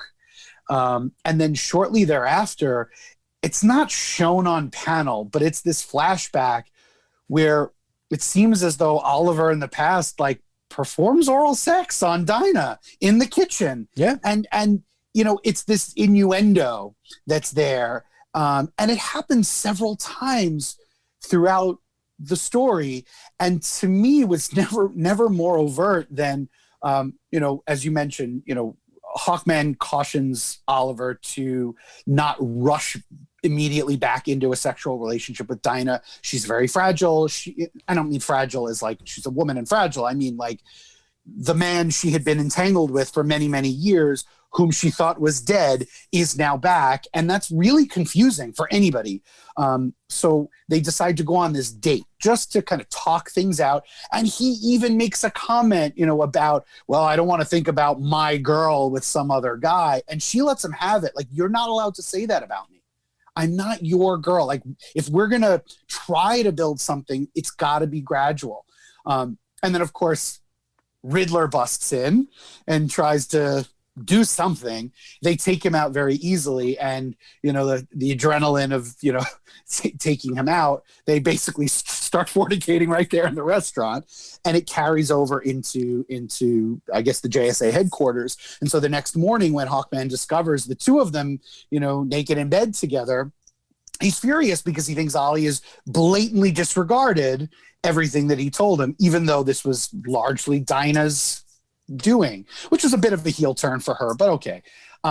And so Ollie and Hawkman get into this physical fight over it. And Dinah comes out of the room. And while all the JSA are trying to pull Ollie and Carter apart, she's standing there buck naked, her naughty bits covered only by Mr. Terrific's T-spheres.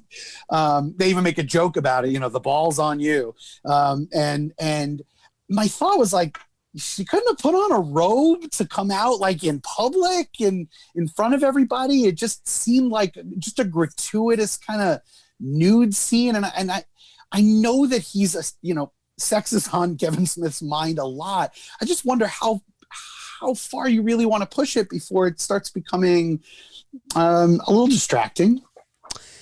Yeah, I mean, that all stood out too. I mean, to play devil's advocate, I mean, you can make an argument that, her showing up nude, again, although we don't see any of the naughty bits, but right. It could be gratuitous, or, she just owns her body so much and she's not, self-conscious, and she'll just jump into the fray in whatever, state she's in. I don't know. But yeah, that flashback scene where they're doing the dishes, right? And their innuendo is like, not if I soak you first, then we get into it. And then in the present, when they reconnect and he's going to visit Sherwood. So basically, our takeaway is he's a very generous lover, I think. So good for him and good for her, Absolutely. Yeah, I mean, like, again, for Kevin Smith, I think this is perfectly in line. And to be honest, it's like rather tame for him, I mean, was it pushing the boundaries of, like mainstream superhero publishing in the early 2000s? Like, probably.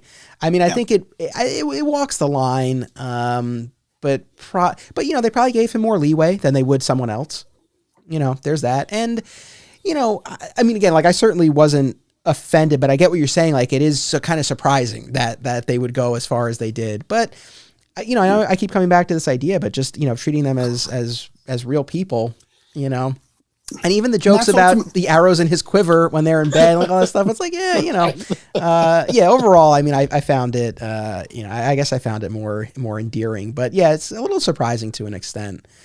Yeah. And that's where I landed on it too. And at the end of the day, while you don't see a lot of, older superhero comics, prior to this, showing overtly sexual relationships, I actually did find it refreshing. I remember finding it refreshing then, and really finding it refreshing now, because the reality is, if you're going to treat these people as human beings, they're going to have sexual relationships, and superheroes are going to have sexual relationships with other superheroes in the same way that celebrities have relationships with other celebrities. It's like, who better knows what the life is like? Who can identify most with this? Who can I share my life and my soul in my bed with, other than somebody who knows exactly what it is to put on a costume and go out every night patrolling for bad guys? So I get it, and I enjoyed it. I was really surprised that he was allowed to get away. I found myself chuckling, it's a little puerile, but I found myself chuckling at it. But it was the nude scene that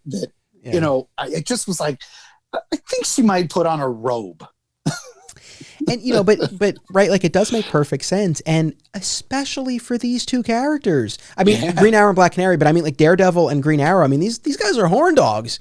They've got they get around. So, it makes sense. But, it isn't just like with, Green Arrow and Black Canary, Daredevil and Black Widow, right? Because, things are tense between the two of them. At the end of the story, when Matt shows up at Natasha's apartment to apologize, she opens the door. She goes, "Tony?" So, oh yeah, it seems like she did basically the same thing that Matt did earlier in the story. He was upset about Karen and he called Natasha. It seems like off panel, she was upset with Matt and called Tony. So, it is interesting to kind of see how all that plays out. One other thing that I wanted to mention, and this is, more, not so much a Kevin Smith thing, but just a larger like DC universe sort of thing. Because, we had this period of time where, Barry Allen had died and Wally West assumed the mantle, and then Hal Jordan and Kyle Rayner and Oliver Queen and Connor Hawke. And now in all the years since, all three of them have come back. And The Barry Allen has been the one that I've wrestled with the most because I just felt, and again, this too is its own discussion, but I just felt like, he had a wonderful send-off. It was the rare instance of the protege stepping up, assuming the mantle, owning it, being accepted by fans. I mean, really making it, his own. And Barry was still a part of the book, right? Through time travel and just the memory and the inspiration, right? So when they brought Barry back, and to be honest, I've never felt, and I still don't really feel like Barry has all that distinct of a personality, to be honest. So I really felt like that took more away from the Flash than it added. And I think that's pretty clear in the sense that very clearly, like they don't know what to do with Wally. Yeah. On the flip side, I think that the return of Oliver Queen was well advised because it opens up this new dynamic now with Connor, and they are two very different people and two very different Green Arrows. And, so you have that contrast, you have this dynamic that was only explored for like a few issues before Oliver Queen died. So I think this was an instance where, as much as I liked Connor, and he had some great moments in Grant Morrison's JLA and everything, but, I think this was an instance where, it was a return that was, was earned and deserved, and it added more than it took away. Yeah, I agree with everything you just said. The Quiver story really reminded me that Barry Allen's a better character when he's dead. We see him a little bit in the scenes up in heaven, and the fact that he's still around, and he's at peace, and he lived his life and he did his hero thing, and now he's enjoying his rest, and that made sense to me. It probably doesn't hurt that when I started reading The Flash, I was reading Wally, and that was the one. But they even make a reference in Quiver to the fact that Wally's faster than Barry ever was. The Speed Force wasn't a thing until Wally. That Wally really opened up the Flash mythology in ways that Barry never really did. So yeah, this was a reminder, as brief as he is in this story, it was definitely a reminder. And I agree with you too about bringing Ollie back. When you see the sort of final tableau of Kevin Smith's Green Arrow run, you really get a sense that there's now this sort of Team Arrow or Arrow family. You've got Oliver, you've got Connor, you've got Dinah, you've got Roy, and you've got Mia, and it's nice. It's Oliver's not alone. He's got all the relationships around him that you could want him. He's got a wife and kids essentially in this family, and it held so much promise for the character moving forward. And like you said, Brad Meltzer picked up the baton and ran with it in a beautiful way. And I also really, really enjoyed what Judd Winnick did for the majority of that run, moving on. So I think, bringing Oliver back was a smart move. And then Kevin Smith really set him up to be a major player in the DC universe from that point forward. Yeah, for sure. I couldn't agree more. So was there anything else on your notes that you wanted to talk about, or anything else generally?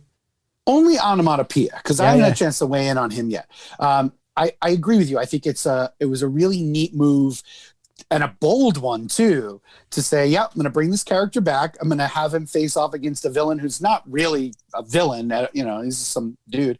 And after that, I'm going to introduce a villain who has a very sort of definable quirk. I don't want to say it's a power, because it's not really a power, but a definable quirk. He wears a mask that you can't see his face, and he wears this trench coat, and he'll stab you, he'll shoot you. He's not, there's nothing particular about the weapons that he uses or anything like that. But every time there's a sound, whether it's the blam of a gun or if it's the click of a button or something, and he just sort of says it.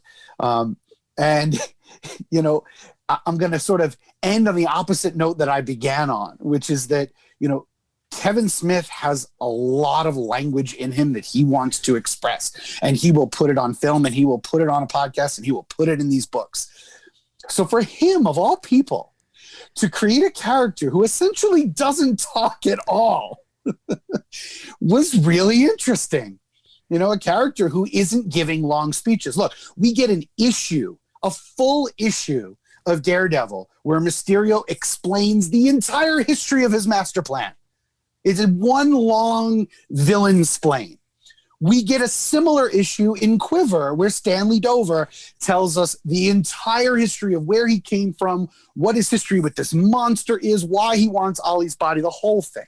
It is text, text, and more text. And then in these last couple issues, we get so little text. Right? We get a villain who doesn't say really anything. And that's why I say I think we watch his growth from those early Daredevil issues all the way to the end of Sounds of Violence, where he finally learns, I think, to his credit, to give something over to the art, to create stories that let the art do the talking for him. And it serves the story really, really well. I thoroughly enjoyed Sounds of Violence. Number one, because, you know, the entire battle with Ollie and Onomatopoeia is happening with Connor's life in the balance. So there are real stakes to this. And like you said, Oliver is fighting him at the end with having lost a ton of blood because he had to give Connor his blood as a blood relative. And he is hanging on to that bow for who knows how long, exerting every last ounce of strength, but keeping it together. And it's tense and it's intense in the best ways possible. So I really enjoyed this new character, and we're going to talk a little bit more about him because he appears in the bonus story that we're going to be talking about as well. But yeah, I thought it was a really neat addition to the DC universe. Yeah, for sure. And yeah, I mean, I can't help but wonder if, maybe that was, Kevin Smith purposely, challenging himself, right? Like, can I use a villain where, I don't have the typical tools or, and my arrows in my quiver that I normally do, right? And, again, going back to this idea of Kevin Smith, the wordsmith and the wordiness, of his characters generally. I mean, again, his movies are very dialogue heavy and so are the comics, but again, it's usually great dialogue, and it's worth it. But certainly, again, I'm sure it was an adjustment for the art teams and the letterers, like these comic book creators, to help tell this story in a little bit of a different way. But it makes sense. I mean, Smith himself is always very self-deprecating when he talks about himself as a director and his visual style. And I think in recent years he's evolved a bit in his style, but still, like, a lot of his movies are, they're not, again, by his own admission, like, they're not the most visually dynamic. He doesn't usually tend to move the camera a ton, and I think for him, it's really more, it's about the performance and it's about the words. And so, not that, he works harder on the script than on the directing, but I think, like, for him, like, so much of the movie is in those screenplays. So, like, it's natural that would kind of carry over to the comic book work. But I agree with you. I think as he moves forward, you do kind of see a little bit of that evolution. The saddest thing to me, I enjoyed my rereads so much. I think these stories are wonderful. I mean, I can't imagine anyone listened to us talk about this for almost 2 hours, never having read it. But in case they did, I really hope that they'll go and they'll check these out. Again, they're wonderful introductions to these characters. Yes, they deal with a lot of history and baggage and continuity, but in an engaging way that for you and I, really pulled us in, and hopefully readers would have that as well. But the saddest thing for me is I wish we got more comic book stories like this from Kevin Smith. I think that, as much as, we're going to talk about one of his Batman miniseries in the extra credit. And, as far as, his DC and Marvel work, there was that Spider-Man Black Cat miniseries. I mean, there are a couple of other things, but, there's not a ton. And I don't think anything that matches the quality of these stories. Yeah, no, I agree with you. My sort of final take on all of it is that, for superhero stories, I found both of them to be lighter on action than I would have thought them to be. Not that there isn't action in it. When there is action, it's great. But we have real long stretches where characters are talking, where, we're really digging deep on the humanity of these characters, going back to what you said earlier, and that's the part of these stories that I appreciated most of all. Comic book nerds are always going to say, oh, I love the way he fought Mysterio, or, oh yeah, Onomatopoeia with his. but at the end of the day, that's cool for a page or two. But what's going to keep me coming back to these stories again and again, what's going to make me want to share these stories with people, is the fact that I feel like I understand Matt Murdock a lot better after having read this story than I did. I feel like I understand Green Arrow and his place in the DC universe better, more fully than I did, when I started. So, the last thing I'm going to say is I'm going to actually borrow a phrase that Kevin Smith likes to use when he talks about, his fandom. People often ask him, why he seems to love everything. He doesn't generally have a lot of negative things to say about the movies and the TV shows and the comedy. He's a gusher, he loves everything. And his philosophy about it all is, why curse the darkness when you can light a candle? And so I appreciate the fact that, we got to sit here and talk about two stories in which Kevin Smith gave me lots of reasons to light the candles rather than focusing on, some of the things in comicdom that don't thrill me, or that I could spend an hour ragging on. But why bother? Why put that energy out into the universe when we can celebrate stories that are well told, well made, and that we want to revisit over and over again?